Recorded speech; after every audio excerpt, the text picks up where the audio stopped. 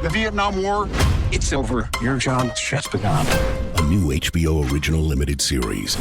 Welcome to the world of spycraft. Strap in. From executive producers Park Chan-wook and Robert Downey Jr. What are you concealing? Based on the Pulitzer Prize-winning novel by Viet Thanh Nguyen. What if I told you that I was a communist spy? How did you become this? The Sympathizer, streaming April 14th on Max. Subscription required.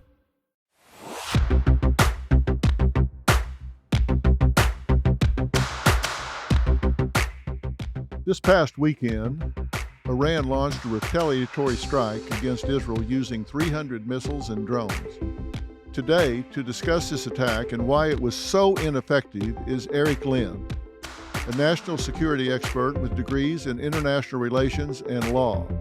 Now, he has worked in Congress as senior advisor to 3 secretaries of defense and helped shape candidate President Barack Obama's national security platform. His focus included working on the Obama administration's Middle East peace mission. Eric championed the Iron Dome counter-rocket system, which has been credited with helping the Israeli-Hamas ceasefire in 2014. Eric, Dr. Phil here, welcome. Thank you for having me, Dr. Phil. Well, thank you so much. I'm so fascinated to talk to you at many different levels.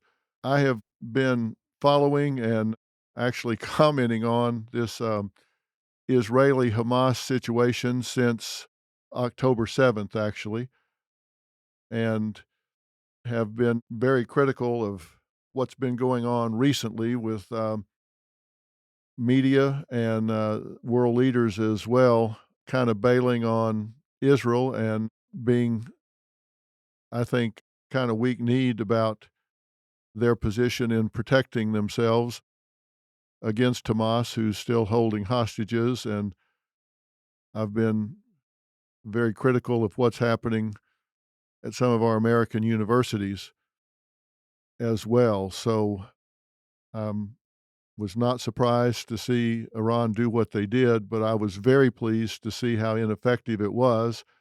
And I know you've got some history with this Iron Dome that I'm interested in talking about. Were you surprised to see the attack from Iran? No, I was not surprised to see an attack from Iran. And let me pause before I get into some more of the details on what happened on Saturday, just to tell you that I was honored to serve as the senior advisor to multiple secretaries of defense at the Pentagon, served both Bob Gates and Leon Panetta, the opportunity to work for one Secretary of Defense who was originally appointed by a Republican and another Secretary of Defense appointed by a Democrat. And what we knew at the Pentagon and continue to know today is that our security for our nation, the United States, as well as for our ally Israel, it goes above politics on the military level. And I appreciated that when I worked for Secretary Gates as well as for Secretary Panetta, and working on the U.S.-Israel defense relationship, including the training jointly against ballistic missile attacks like we saw on Saturday, was something that I was honored to do for 6 years. So in answer directly to your question, was I surprised by an Iranian attack on Saturday? No, but I think many were surprised by the breadth of the attack. We can go through some of the numbers if you would like to. But let me just say from the outset that I was most pleased with our joint efforts, the United States and Israel together, having the successful ability to counter those ballistic and cruise missiles that were being fired from Iran at Israeli civilians and Israeli towns, because of all of the training that we have done together and all of the technology that the United States and Israel works on together, both in the past when I served at the Pentagon and continues to do so now. I'm glad to hear you say that, because when we get to military and it goes above politics, it makes me feel like we're, at least for that part of the time, focused on being Americans instead of Republicans and Democrats. And we need to remember we are all Americans. I agree wholeheartedly. If it's okay with you, I just want to share some of the training that the United States and Israel does together to counter the rocket attacks. similar to the one that took place on Saturday. I wish you would. As we looked at what the Iranians did on Saturday, and we can talk about the background of the what I would say the Iranian false narrative as to why they wanted to attack Israel. They were arguably trying to retaliate for two of their generals being killed in Damascus. Those generals were, at least by reports in the press, working together with Hezbollah and Hamas to attack Israel. And the attack that was alleged to be committed by the Israelis, they haven't taken credit for it, although it certainly looked like their past actions similar to that. But let's talk about the actual attack on Saturday. The Iranians started the attack with several hundred slow-moving drones. And if we think about that in military terms, that was effectively a diversion. It was an attempt to get the Israeli air defenses, and of course, we worked very closely together with them, the United States and other partners, to detect any sort of attack coming in from Iran. And so those slow-moving drones took several hours to get there. The Iranians knew, or had to have known, that the radars from Israel, as well as from United States military assets in the region, would know they were coming. So that wasn't the point of the attack, even though they did have explosives on them. It was to swarm and to have a diversion that would lead the U.S. And Israeli counter systems to be occupied with those slow-moving drones, so they could fire over 100 ballistic missiles. And the number that I saw out of Israel and out of the spokesperson for the National Security Council, my friend Admiral John Kirby, the U.S. Navy, stating that there was 30 cruise missiles fired as well. And I mentioned earlier that I wanted to talk about some of the joint training that has taken place. But going back to the year 2009, and this is all in the public sphere, you can read about it in the press, the United States military trained with our allies in the Israeli Defense Forces, using several layers of missile defense to defend a scenario where missiles and rockets were fired from the east at Israel from an unknown country. That training proved to be very effective on Saturday. And we can go into some of the different levels that were used. But Israel has a multi-tiered counter-rocket and counter-missile system, and we've developed that with the Israelis and the United States. And pleased to see its effectiveness on Saturday, but of course, you and I both disappointed to see that it needed to be used. Well, of course. So people understand. Talk about the different characteristics of the ballistic missiles and the cruise missiles. What were they dealing with? What are the difference between the two threats? Yeah, very, very good question. So cruise missiles, they fly almost like an aircraft with accurate ability to target, and they can fly at high altitudes or low altitudes. And ballistic missiles are fired up into the atmosphere and then come down with still some ability to aim, but less effective and less aim than a cruise missile for your listeners, just at the most basic level. And the different levels or tiers, as they're called, of the counter missile and counter rocket system that Israel operates have to do with both the distance at which those are fired and the altitude that they fly.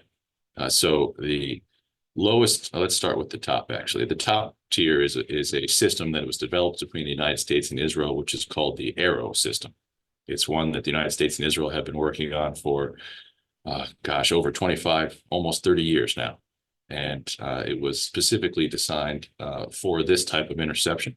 And if you look at the results from Saturday night, I haven't seen a full after-action report now that I'm in the private sector, but I have spoken with friends and colleagues at the Pentagon, and there were successful intercepts by the Israelis as well as by the United States military. And the Arrow system that was operated by the Israelis on Saturday night was able to intercept some missiles that were over 150 kilometers above the Earth. That is, Wow. if you think about the arrow system going back to the days of President Reagan and Star Wars, something that the United States was not successfully employing. We now have the ability to do that, as do the Israelis via the arrow system. The second level down, if we're going to speak about it on the next tier, is something that the Israelis operate called the David Sling. The David Sling uses a system to counter mid-range rockets and those ballistic missiles that we referred to. And the Israelis effectively use that as well. And then the third system is the one that I was honored to work on most specifically when I was at the Pentagon as the lead for, and that is the Iron Dome system. That is intended for short-range rockets. You earlier raised the fight and the war with Hamas in Gaza right now. Many of those rockets were fired out of Gaza at Israel for many, many years, but the Iron Dome can also be used effectively against the rockets that were fired and the missiles that were fired out of Iran if they come into the short range. So you start at the top tier with the arrow. The mid-range is called the David Sling, and then the closest tier that's used for really smaller rockets but can be used for larger at a short range if they're not able to be hit sooner is the Iron Dome system. So overall, how effective was this? You were talking about 100 ballistic missiles and 30 cruise missiles, and then we had, you said, several hundred slow-moving drones. How were the drones eliminated?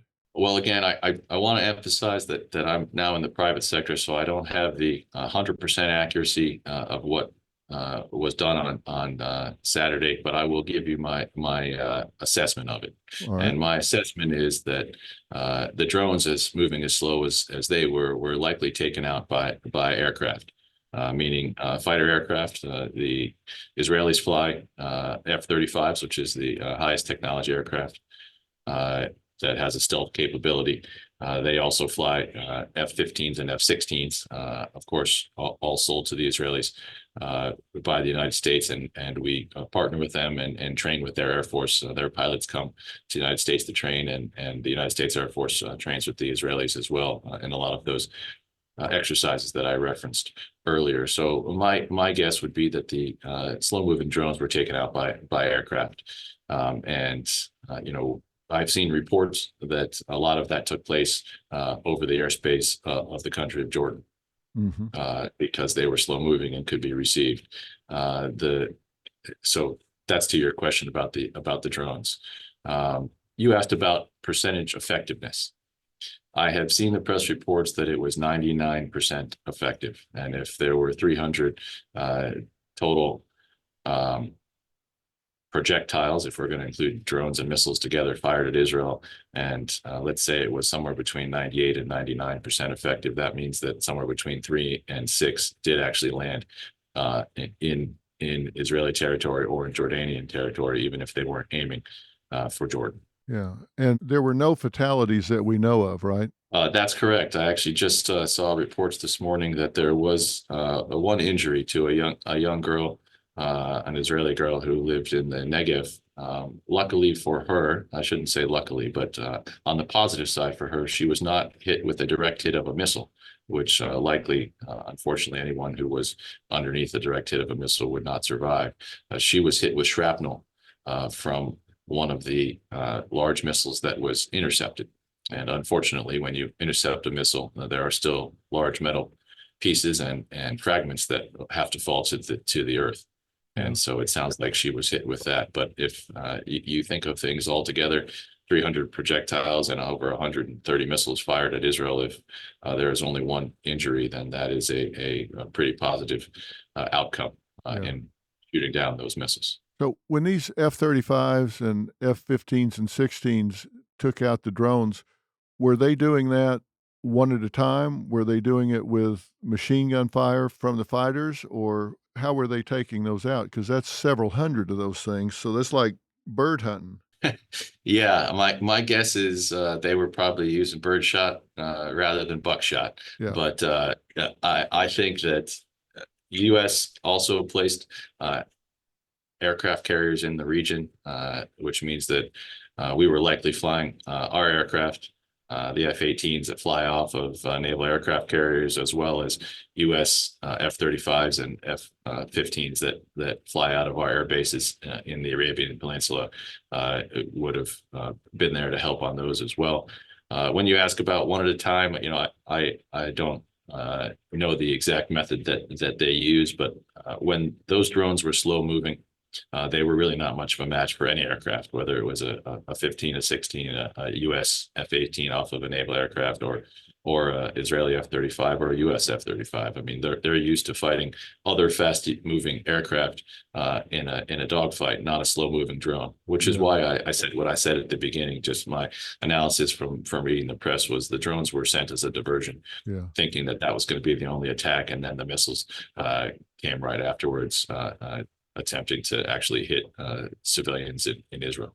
Yeah, and how big are those drones? Well, I don't know the exact size of the drones the Iranians used, but they could be, U.S. drone size is the size of a small airplane, but then we also have very small drones that are used for surveillance and other non-lethal drones that can be quite small, that only have, let's say, 3 to 5 feet wingspan.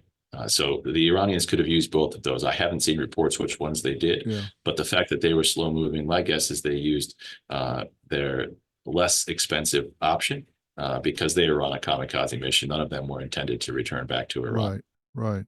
Are you sick and tired of being sick and tired? Well, so am I. Every day is an opportunity to be your best self, but sometimes our bodies don't keep up with our ambitions. That's where Balance 7 comes in, giving you the edge you need to thrive. From professional athletes to the weekend warriors, from the podcasters to the dreamers, Balance 7 has been the secret weapon for anyone looking to boost their energy, improve recovery, enhance their overall well-being, and strengthen their immune system for better overall health. Now, crafted with care, their alkalizing formula is designed to help your body combat acidity, promoting better health and a stronger immune system by simply taking 1 ounce of Balance 7 3 times a day. Most people feel the difference within 3 days. And that's why over 6 million bottles have been sold worldwide. Take the first step towards feeling your best every day. Visit balance7.com/Phil. That's balance7.com/Phil. Balance 7, where health meets harmony. Hey, it's Kaylee Cuoco for Priceline. Ready to go to your happy place for a happy price? Well, why didn't you say so? Just download the Priceline app right now and save up to 60% on hotels. So whether it's Cousin Kevin's Kazoo Concert in Kansas City, go Kevin, or Becky's Bachelorette Bash in Bermuda, you never have to miss a trip ever again. So download the Priceline app today. Your savings are waiting. Go to your happy place for a happy price. Go to your happy price, Priceline. Now, is this an embarrassment to Iran? I mean, they launch 130 missiles, hundreds of drones. Is this an embarrassment to them to fail so badly, or was this a gesture? Maybe that's not the right way to phrase that, but did they not want to inflict severe damage on Israel? Was this a kind of a desperate gesture, or was this just a terrible failure on their part? Well, I would put it this way. My sense in their goals in attacking Israel was, one, to inflict pain on Israel, and two, to continue to exacerbate what their perception is the isolation of Israel. And in both of those goals, they have failed miserably. Number one, as we discussed earlier, there was 1 injury in Israel and nobody killed, which we're thankful for. Number two, instead of further isolating Israel, which, we can have a discussion after this, I don't believe Israel is isolated at all. The United States continues to be its strongest ally. But in their attempt of that, they have actually reversed and had a 180-degree reversal or failure of that goal, because what we saw on Saturday evening was not just the Israelis defending their territory and shooting down those missiles and drones, but working together with a coalition that we know 100% was the United States, We know that it included the British and the French, and there are other partners in the Middle East that participated that for reasons of their own internal politics do not want to take public credit for doing so, and we respect that. But the fact that it was a coalition defending Israel against an Iranian attack says to me that one of the Iranian goals was a miserable failure. Well, that certainly seems like it to me. I do want to talk about the Iron Dome because this is something that is fascinating to me, and I've heard so much about it, but this is something that kind of sat dormant for a good while. Is that correct? Yes. So the Iron Dome is a technology that the Israelis worked on for a number of years, facing the short-range rockets that we spoke about earlier coming out of Gaza and out of Lebanon. And their technology was one that was being built, and they had sought support from the United States going back as far to the year 2008. And unfortunately, at that time, there was a test that was taken by the United States Department of Defense at the Pentagon down at Redstone Arsenal, where we test our missile defense systems, and came back at that time that it was not as effective as the United States would have wanted to see it, and it was more expensive than initially thought.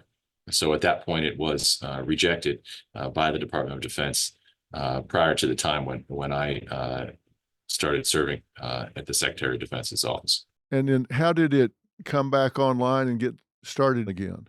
When I first came to the Secretary of Defense's office at the Department of Defense, there was a file that was on my desk, so to speak, my figurative desk as the head of the U.S.-Israel defense relationship at that time in 2009.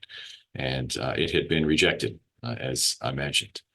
And at that time, Israel had taken rocket fire from Gaza, hitting schools in an area called Sderot, where children had been killed and families had many injured. And I had seen this system as a possibility to be able to shoot down those rockets, but saw that it was rejected. And I began doing some more research into it and met often with our counterparts in the Israeli Defense Forces, where they raised the Iron Dome as a possibility to be able to counter that as well. One particular officer who was there, as you know, every country in their embassy in Washington sends a defense attaché, usually a officer from their army or military that will work with the Pentagon based out of their embassy. And at that point in time, in 2009, the defense attaché working out of the Embassy of Israel was a younger general by the name of Benny Gantz. I raise his name now because he went on further to both lead the Israeli Defense Forces as the head of those forces, and then to become the Minister of Defense of Israel. And he is now serving in the Israeli Knesset and is part of the what they call their war cabinet. He joined together with the government after October 7th to ensure that there would be unity in the decisions made by the Israeli government. But at that point, General Gantz would meet with me often at the Pentagon, and we would discuss a range of issues where the United States and Israel could cooperate to include those exercises I referred to earlier. And he told me that the Iron Dome had been improved since the first test in 2008, where it was not as effective previously, and said that if there were to be an additional test, that it would prove much more effective. So at that point in time, I went forward to the leaders within the Pentagon to discuss that with him. And well, I know you've had many interactions with U.S. generals and admirals, and Yes. There are let's put it this way, not a lot of opportunities if something has failed once to get a second chance. You don't get a lot of second bites at the apple with that gang. That is correct. That is correct. So I had a few, let's say, figurative doors slammed in my face and physical ones, and a few naysayers that said this is never going to be effective. We tested it already, and it wasn't. But I persevered because I understood not only that General Gantz put his reputation on the line by telling me that this had been improved, but also that those civilians that were being fired at in southern Israel did not need to live their life that way. That's not what either Secretary of Defense Gates at the time or President Obama at the time wanted to see happen. And then I also thought to myself that if we are able to advance a technology like the Iron Dome, not only would it be able to be used to protect civilians in Israel, but it would be able to be used in the future to protect American troops, American civilians, and other allies around the world. And so I continued to push and persevere, and eventually convinced Secretary Gates that we needed a second test on the Iron Dome system. And I worked together. I don't want to take sole credit myself. At the time, I was working very closely with Undersecretary of Defense Michelle Flournoy and the Deputy Assistant Secretary of Defense at the time, Colin Call, to make sure that we could advance that test. And the good news is that that test came back successful. We went back down to Redstone Arsenal in Alabama, and the missile defense experts in the United States Army retested the Iron Dome system, and at this point it came back with much better results, very successful on the test. And then we knew from the United States military that this system would be effective, and that should it be able to be fielded, it would help in shooting down rockets that are fired at Israel, and really changing the entire way that the Israelis have to deal with attacks that are coming in short-range rocket, and potentially changing the way the United States deals with short-range rocket fire at that point. So to the extent that you can, assuming I've never used the Iron Dome, explain how it works. I will assume that you nor anyone who's not in the Israeli or the U.S. military has ever used the Iron Dome previously. First and most important for your listeners to know, although it is named the Iron Dome, it is not a dome, and I have been asked that many times. That some folks have thought that we actually helped set up a dome over Israeli Right. towns or bases. The way the Iron Dome works is it is a missile-to-missile intercept system. So you use a radar system that has to be top of the line radar detection, and you really need to detect it right after that rocket or missile is fired. And then it uses a very sophisticated computer and algorithm to calculate the trajectory of that missile.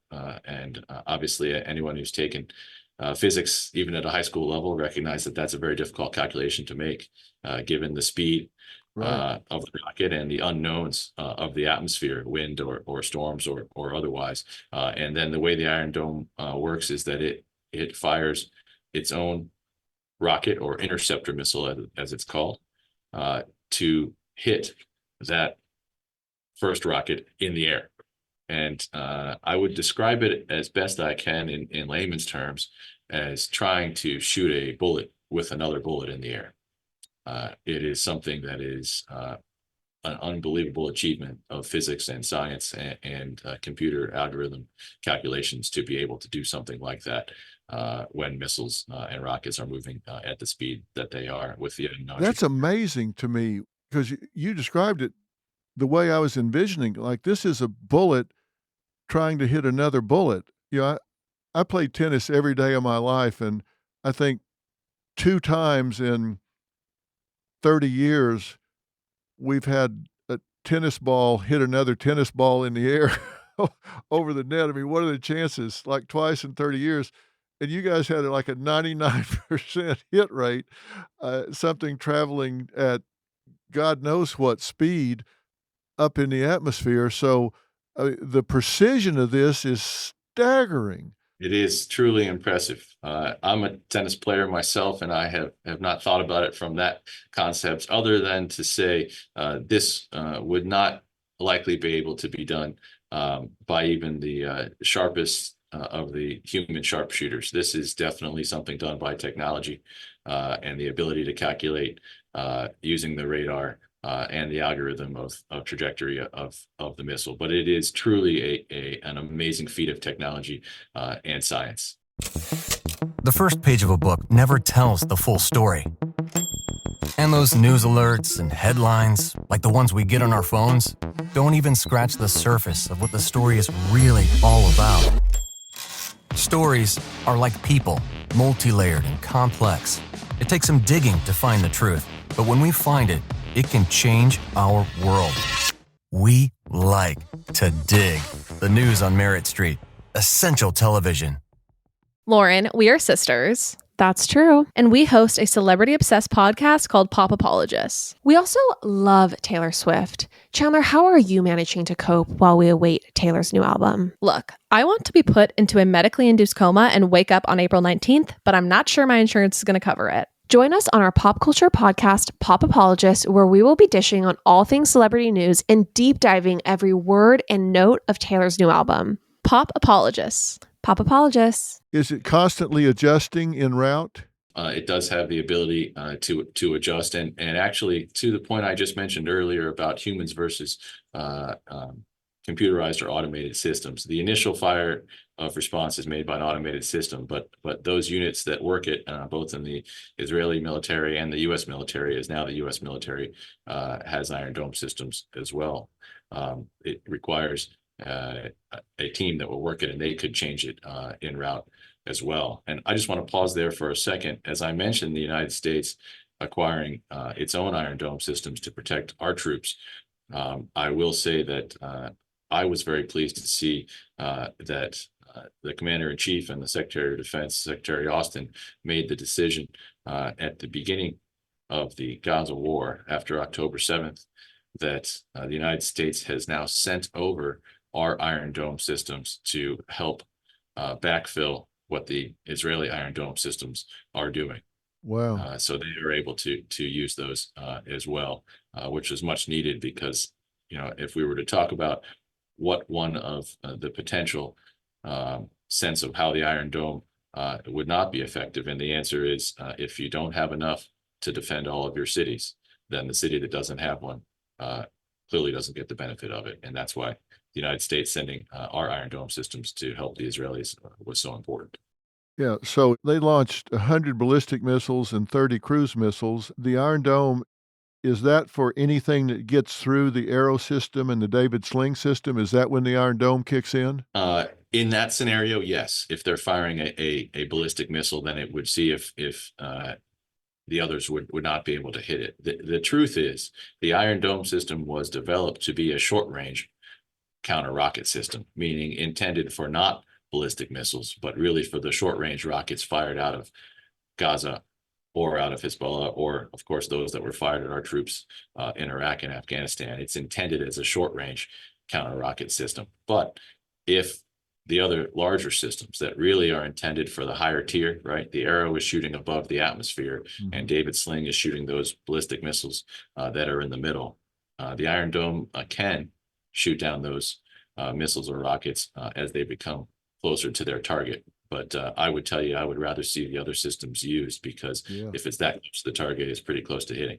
Yeah. What's the range on the Iron Dome? Is it like a 10-mile, 20-mile, 50-mile? So the range on the Iron Dome, they typically talk about it as a 75-kilometer range. The Israelis using the kilometers there, so it's just about 40 miles. Wow. Yeah, you get a little nervous when they're getting that because that's pretty fast.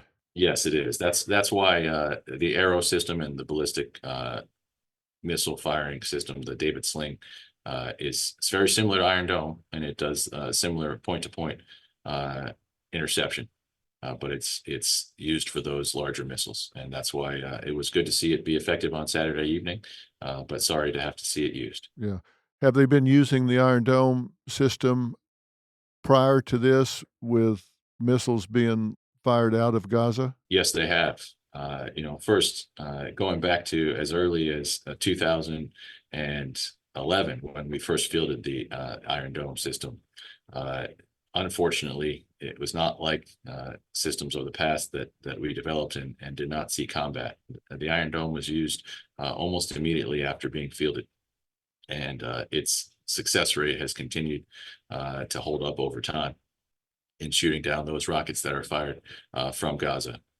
Having spent time traveling between the Pentagon and the Kiryat, which is the Israeli Ministry of Defense during my time at the Pentagon, there were times when I was in Israel and rockets were fired at Israel from Gaza, and the Iron Dome intercepted them when we and our team from the Pentagon were there. That had to be a good feeling. Bad feeling that it happened, but a good feeling that you knew you had that system there. That's true. That's true. And I've said this in the past, and I mean this, that working on the Iron Dome and the other counter rocket and counter missile defensive systems really is something that I'm very proud to have been a part of in my career, because you spend a lot of time working on technologies and working on policy in the Secretary of Defense's office, but it is not that often that you get to see things that you worked on with your colleagues actually save lives on the ground. And so I was extremely proud of the opportunity to work with the team on that. Boy, I can just imagine. How about some of these other countries? Does anyone else, any of our adversaries, have anything that approaches the three-tiered system, defense system, like you've described with the Arrow and David Sling and Iron Dome? Are we up against anything of that sophistication with any of our adversaries? I would say the Iron Dome is certainly one of the most sophisticated technologies and arguably one of the best. And that would also include the Arrow and the David Sling system that the United States and Israel work on together. There are some systems that some of our adversaries have, to include the Russians, but I'd rather not go into the type of system that they have. But I would just say that ours are likely more effective with better technology than those. That's good to know. What is likely to be the Israeli response to the Iranian attack? Good question. So first, I would say a question I've received since Saturday many times is, do I believe the Israelis should respond or retaliate to the attack? And what I would say to you is, looking at this from an Israeli security perspective, this is the first time that Iran has fired its weapons of any sort directly from its territory to Israeli territory. There have been exchanges over the years. Specifically, the Iranians have used their proxies to kill Israelis, both using Hezbollah and the Palestinian Islamic Jihad in Gaza. And we know, of course, their support for Hamas, despite the differences between Shias and Sunnis. And this is the first time that Iran has actually attacked Israel itself. And looking at a region like the Middle East, knowing it as I do, I think that the Israelis are going to feel the need to have some response or retaliation. For if they don't, it will invite another attack in the future. Now, you asked, what will that attack or response be? My sense is that the Israelis understand that we're not looking to start World War III. We are not looking to have a full-scale war with the Iranians. Certainly, the United States works very closely with Israel, as it did on Saturday, to shoot down those rockets and those missiles. But we're not looking to escalate into a war at this time. So what the Israelis need to calculate is, what type of response do they feel is necessary, would be effective at getting the message across that Iran should never, ever try anything like this again, shooting directly at Israeli civilians. But short of starting a response and a tit-for-tat attack that could lead to war with Iran.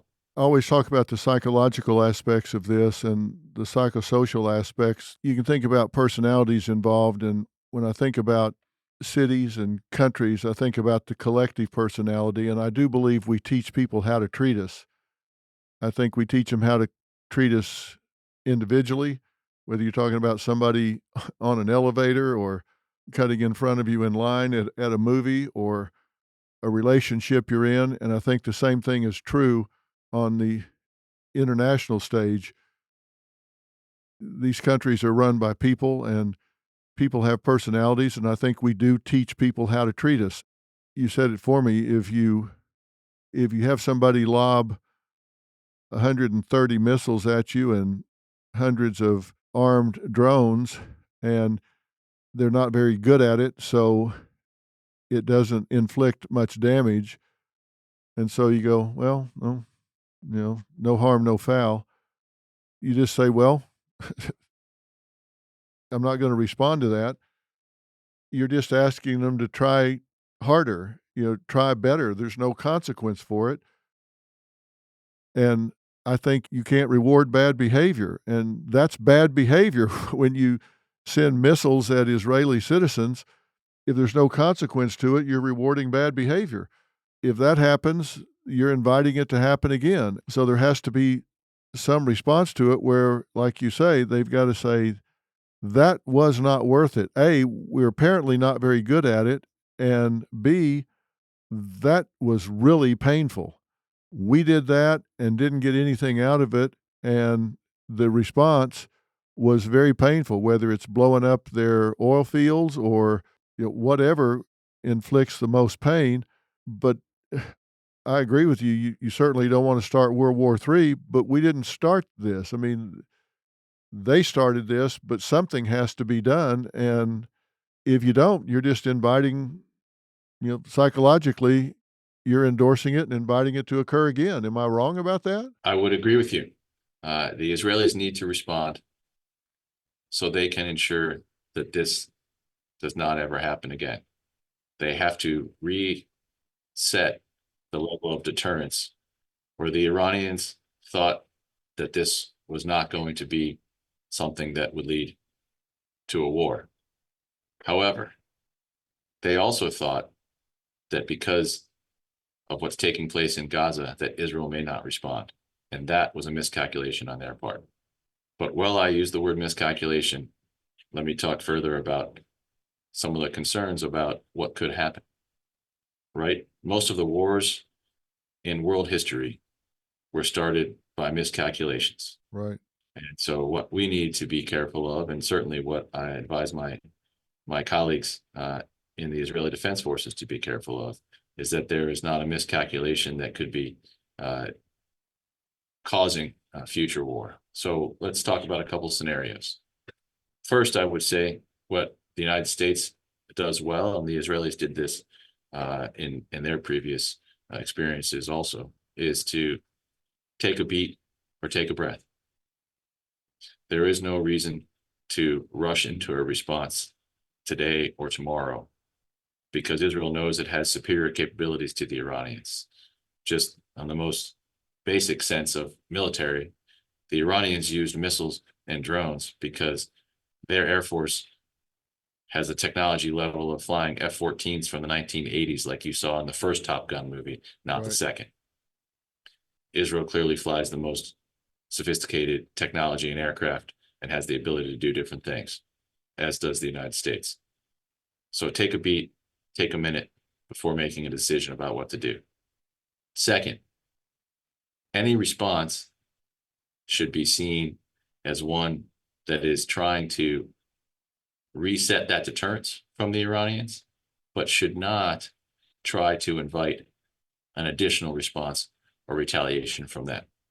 So this is where the term miscalculation comes into effect. As we go up this escalation ladder and Israel responds as they need to reset the deterrence like we spoke about a minute ago, they should be extra diligent in ensuring that the loss of life does not exceed large numbers. Now, I want to be careful in saying any loss of life is horrible. Of course. But sadly, in war, people lose their lives.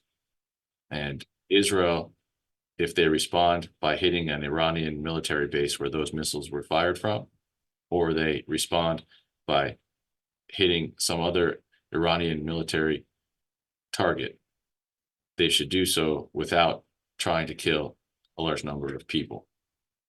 Because let's think about it in two scenarios. One, they hit an Iranian military target and there's one or two guards there.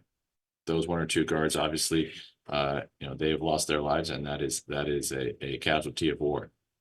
But if for some reason there happens to be 30 or 40 people that are there and they get killed when the Israelis respond, then the Iranians are going to feel the need for them to respond as well. That would have been a miscalculation by the Israelis. We know that second to the United States, Israel has some of the best intelligence capabilities and reconnaissance capabilities of any nation around the world. We want to ensure that they are using those capabilities, that when they retaliate and when they respond, that they do so in a way that they are not escalating this with a potential for miscalculation. So response is necessary, but what I would call is intelligence response, protecting against miscalculation. Right. From where you sit, the Iranians had to think 3 or 4 plays ahead in this and know whatever they did, however successful it had to be, they had to predict that Israel is going to respond. They can't think we're going to send over 130 missiles and several hundred drones against Israeli civilians, and whatever the success rate is, they're just going to go, well, wish you hadn't done that. They're going to know Israel is going to respond. What do you think they predict Israel is going to do? So I try to stay out of the business of predicting what's in the mind of the Ayatollah. In international relations that I spent years studying, you talk about rational actors and irrational actors. I do think that the Ayatollah is rational. However, I think he is willing to use irrational means to get to rational ends. And what I mean by that is, well, he's not completely irrational, something that would concern us even further. And we can talk about that in a future conversation. I do believe that the Iranians understood that the Israelis would retaliate. And I will say to you that, the Iranians knew the capabilities of the Israeli counter-rocket and counter-missile system. I think they thought a lot more of their 130 missiles were going to hit their targets than actually did. Mm-hmm. So let's play that scenario out. Obviously, it would have been horrible for Israel should that have taken place. But even if 20% of those 130 missiles hit, you now have 26 missiles hitting Israeli targets, and you know that people would have been killed. And to your question earlier, Dr. Phil, they had to know there would be a response and a retaliation for 26 missiles hitting Israelis. Right. And so now the question becomes, what can Israel do to have an intelligent response that makes sure they set up the deterrent again without going too far for the chance of miscalculation and continued escalation. Is it reasonable to consider going at some of their industrial complex in terms of hitting an oil field or something like that to cripple their economy in some way? I'm going to leave the specific targets to the Israelis to decide how they would like to do it. I think if I'll give you my perspective. Again, I'm not currently in the United States government serving the Department of Defense, but my sense from looking at it, the private sector, previously serving at the Department of Defense at the Pentagon, it would be our goal to hit military targets, specifically those military targets that took part in firing 130 missiles at Israel. And therefore, if there are still people that are there and there are casualties based on them serving as part of their military service, then those are casualties of war. I'm not sure that I would be personally advocating for shooting at their industrial base or oil fields, because I think there is, as we would say at the Pentagon, a target-rich environment in Iran of plenty of military targets to hit. Yeah, that's true. Are they likely, as they have done in Gaza, told people, we're going to hit here, you need to get out of there? Are they likely to try and avoid loss of life by saying, we know where these came from and we're getting ready to hit that target? I would say that the Israelis have gone to extraordinary lengths to avoid civilian casualties when they are hitting targets. And you mentioned a couple different ways in Gaza that includes dropping leaflets to neighborhoods, as well as using something that they call the knock, which is a non-explosive ordnance that can be dropped on the top of a building. And when it falls, like a anvil falling on the top of a building, it makes a loud noise. And it is a warning that next round will be not just a loud anvil, but an actual explosive device. So there are some things that they have done to take extraordinary means to avoid civilian casualties. I will tell you that my concern as it relates to Iran is that attacking a country as far away as Iran is from Israel is a very difficult military concept. We sometimes take for granted in the United States that we can fight a war anywhere around the world, and that's mainly due to our aircraft carriers and our Navy's ability to go anywhere and to bring the war machine wherever it needs to go. Israel is a smaller nation with a very strong and powerful military, but they do not employ aircraft carriers. And so those types of attacks and those types of responses, they take a great deal of planning and a great deal of effort. And direct answer to your question is I'm not sure they want to telegraph that because they want to make sure that they are successful. Yeah. Well, I hope, and I'm curious as we conclude, that I can get your thought on this. They have done a service in getting, I think, a flip for Israel in maybe flipping the script back and getting some of those that were kind of moving out of the Israel camp and leaning on them to do a ceasefire, to back off of Hamas, and not really standing strong with Israel. And it seems like they've certainly solidified some of the allies behind Israel again. Do you think that'll last? Well, I would say that Iran attacking Israel was a mistake. It was a mistake because they have now shown that they are willing to step out from behind the curtain where they've been hiding behind those proxies and firing from Lebanon, Gaza, and Yemen. And now the world knows Iran for who it is, and the Israelis see that the Iranians are willing to actually attack their own territory. And the Israelis will now be able to respond to reestablish that deterrence. But they have also, as you just stated, brought the world to support Israel once again in the face of Iran. And I think the Israelis understand that, and the Iranians misunderstood that, where they saw some in Europe as well as some parts of the United States not supporting Israel in what's taking place in Gaza. And now they have reversed that by bringing both the Europeans and others in the region to stand up against Iran alongside Israel.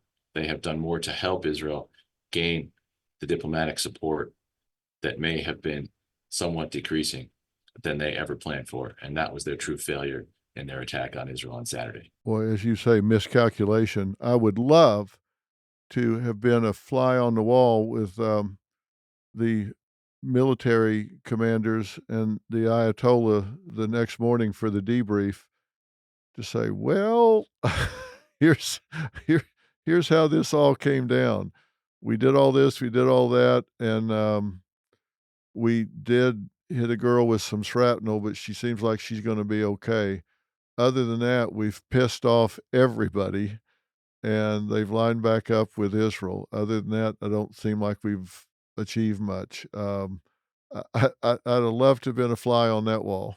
Well, as we learned in the U.S. military and Department of Defense, there is not a lot of honesty in failed military operations. And what I mean by that is if we look back at Saddam Hussein's army in Iraq, his spokesman used to say that they were winning the war against the United States. And if you remember those videos behind him where U.S. tanks were rolling into the town behind him, but he would stand on television and say that they were winning. I did see a report that the Iranian national press said they killed 30 Mossad agents in southern Israel at an Air Force base. And my only response to that is I have no knowledge of which base they're talking about, but why would 30 Mossad agents, which is their spy agency equivalent to the CIA, be at an Air Force base in southern Israel? They wouldn't be. And also, Israel is a nation that would report if there were 30 casualties to their agents. So again, not a lot of truthfulness in military failure spokespeople. Yeah, well, maybe they're selling that. I suppose that's a possibility. So they have to sell something to their public because their attack on Saturday was really a failure, both in the tactical military sense as well as in the strategic political sense, as you just said. Yeah. Well, Eric, listen, I see by our clock on the wall that we're out of time. This has been absolutely intriguing, and I can't thank you for taking the time to demystify so much of this for us and give us some insight into how this works, how it went down. Thank you very much for having me, and I appreciate the questions. I enjoyed the conversation, and happy to continue it at any time in the future. Well, I certainly will take you up on that, and your wisdom and insight on this is a rare opportunity for me and my listeners on Fill in the Blanks. I look forward to talking to you again, and thank you for the time that you've shared with us. I really appreciate it. Thank you, Dr. Phil. Appreciate you having me. Talk soon. Thanks. Take care. So long.